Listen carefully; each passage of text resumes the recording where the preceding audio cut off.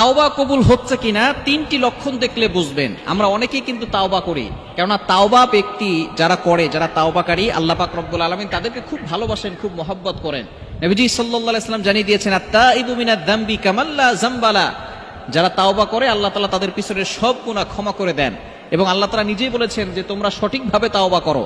পবিত্র কোরআনুল কারীম খুলে 28 নম্বর পারার 20 নম্বর পৃষ্ঠার 3 নম্বর লাইন, সূরা তাহরিমের 8 নম্বর আয়াতের প্রথম অংশে আল্লাহ পাক রব্বুল আলামিন জানিয়ে দিয়েছেন, ইয়া আইয়ুহাল্লাযীনা আমানু তুবু ইলাল্লাহি তাওবাতান নাসুহা।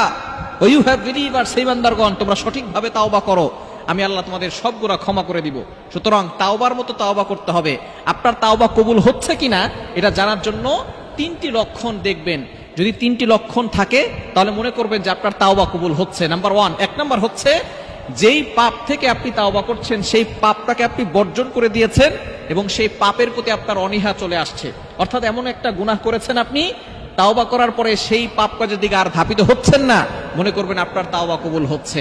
সুতরাং আমরা যখনই তাওবা করব তারপরে আমরা তাওবা করার জন্য একটা শর্তই আছে যে আমরা আল্লাহকে কমিটমেন্ট দিব, আল্লাহ আমি আর কখনোই গুনাহ করব না। সুতরাং আপনি যদি সেই গুনাহ থেকে দূরে সরে আসতে পারেন, আপনি পাপ থেকে দূরে সরে আসেন এবং পাপের প্রতি আপনার অনীহা চলে আসে, তাহলেই বুঝবেন যে আপনার তাওবা কবুল হচ্ছে।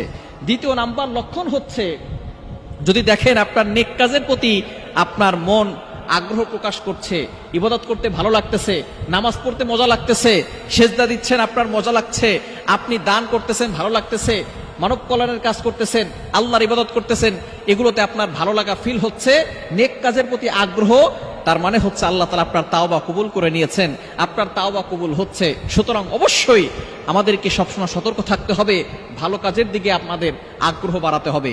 3 নম্বর লক্ষণ হচ্ছে আল্লাহর ভয়, আল্লাহর ভালোবাসা। এটা যদি আপনার ভিতরে থেকে যায়, মনে করবেন দুনিয়াও আপনার জন্য কল্যাণ, আখিরাতে চিরস্থায়ী শান্তি, জান্নাত আপনার অবধারিত হয়ে যাবে। সুতরাং আল্লাহর ভয়, আল্লাহর ভালোবাসা আপনার ভিতরে থাকতে হবে। আল্লাহর ভয়, জাহান্নাম ভয়, আল্লাহ পাক রব্বুল আলামিনের জাহান্নাম রয়েছে, যদি গুনাহের কাজ করি আল্লাহর সাথে সম্পর্ক নষ্ট হবে, আমাকে জাহান্নামে যেতে হবে, এই ভয় যদি আপনার থাকে, আর যদি আপনার আল্লাহর প্রতি ভালোবাসা থাকে যে আল্লাহ আমাকে সৃষ্টি করেছেন, আমি আল্লাহর ইবাদত করব, তাহলে আল্লাহ পাক রব্বুল আলামিন আমাকে ভালোবেসে জান্নাত দিবেন। সুতরাং এই ভয় আর ভালোবাসা যদি আল্লাহর প্রতি আপনার থাকে, মনে করবেন যে আপনার তাওবা কবুল হচ্ছে। এই 3টি লক্ষণ দেখলে বুঝবেন আপনার তাওবা কবুল হচ্ছে, আল্লাহ পাক রব্বুল আলামিন আপনার জন্য জান্নাতের ব্যবস্থা করতেছে।